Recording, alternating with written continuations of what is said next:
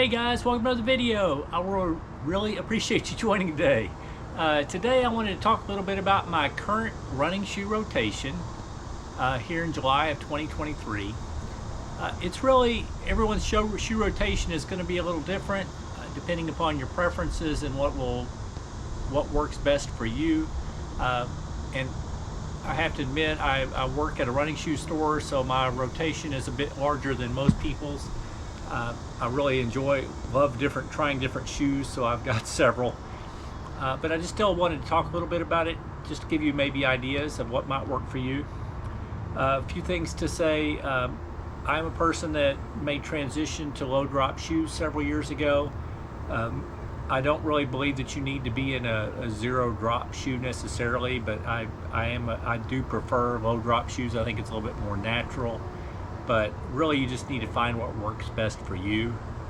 I made the transition to zero and low drop shoes primarily because I thought heel striking was a problem. I really do not believe that at all. In fact, I heel strike some now. I think the biggest problem more is with overstriding. And when we overstride, it puts a lot of extra impact on our body, and strike forces go up in your legs. But actually where your foot strikes, I don't think is that big a deal, other than you don't want your foot to be striking out in front of your body. You want it to be under your body. And since I've made that transition, it has really helped me. I've just become over the years more comfortable in lower drop shoes. I think that's my primary reason for liking them. And I also worry about if I go to a high drop shoe, it won't bother me as much and I'll start overstriding again, and I don't want to go back to that because I used to get injured quite often. I get injured very little now unless it's an impact injury or I really overtrain or something. But anyway, so I just thought I'd give a little synopsis of the shoes I'm running in now. I will say that recently I was still running quite a few miles I had Ultra Touring 6s and Ultra Escalante 3s. I have retired those both from running recently. I have over 400 miles in my Touring 6s. I have about 380 in my Escalante 3s. I still wear them both around a little bit for walking. I'll wear them to the running shoe store and wear them around, but I really am not running in them anymore, so I'm not including them. I will say I will be getting the Touring 7s shortly. I've really enjoyed the Touring line with the zero drop, and it has a nice soft cushion. But anyway, I wanted to go through the shoes I've been running in now, and just to give you an idea. First of all, I've got an older pair of Atreyu base model. These have a 6mm drop.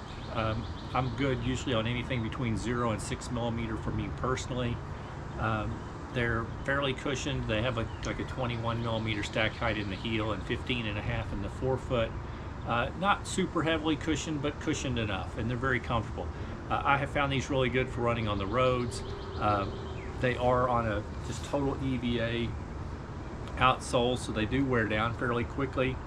Atreyu is a small company out of Austin, Texas. They started off by doing a subscription model, and I think I bought these back when it was a subscription model, and you could get them for like $55 per pair. Most of their shoes, well, all their shoes cost more than that now, and they're actually coming out with models that now have rubber, so they will last longer. But some people got a lot more miles out of their shoes because they're a lot more efficient. But for me, they really lasted good for about 200 miles. And these probably have about 180 on them. But I am primarily right now running in these on the treadmill, so they will go a bit beyond 200. But and I will run occasional road runs because they are extremely lightweight. I think in a men's size 9 they were 6 ounces or just over. They come in just over 7 ounces in my men's size 11.5. Anyway, I've really enjoyed these shoes. This is my last pair of base models, and I'm just going to use them up on the treadmill anyway. On my everyday road shoes right now, I'm kind of rotating between 3 different pair.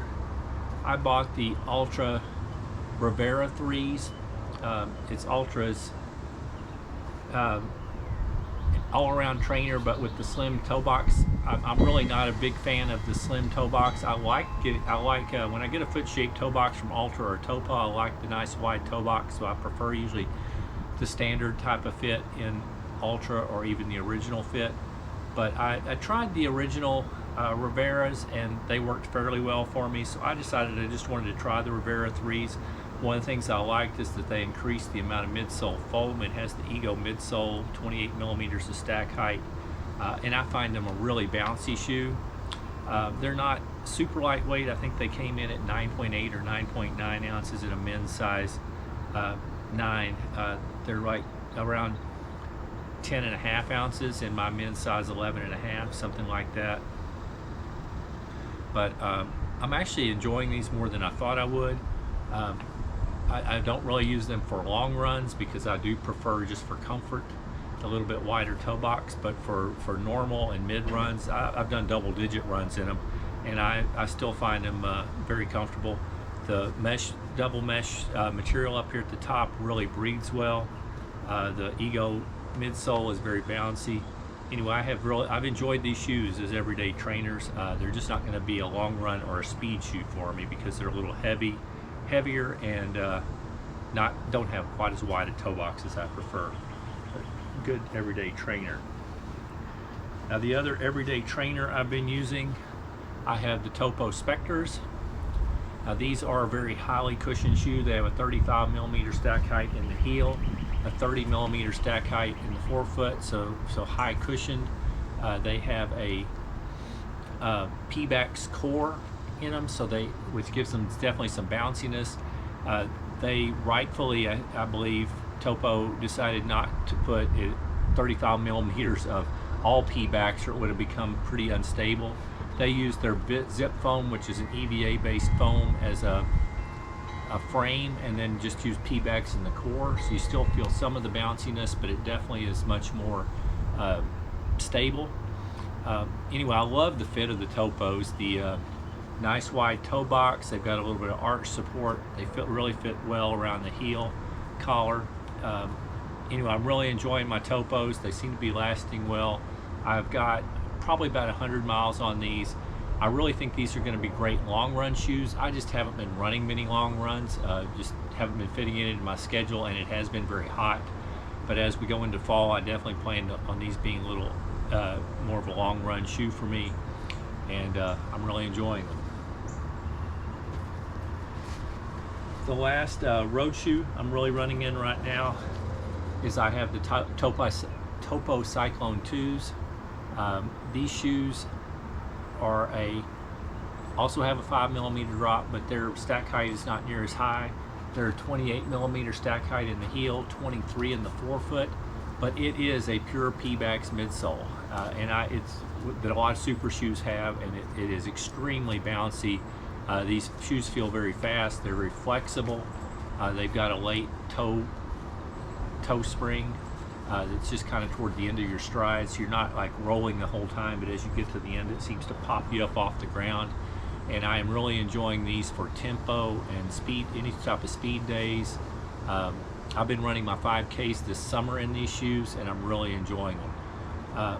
They probably will not be picked for long runs, just because well, I think they would work for long runs, but I prefer having probably a little bit stiffer sole and being able to roll a little bit more.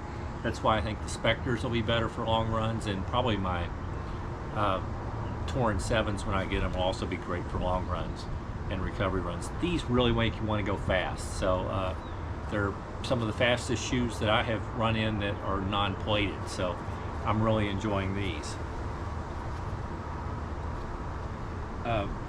For the trail, I have not been running a ton on the trail this summer, but my shoes that are in my rotation is I've got the Ultra Lone Peak 7s.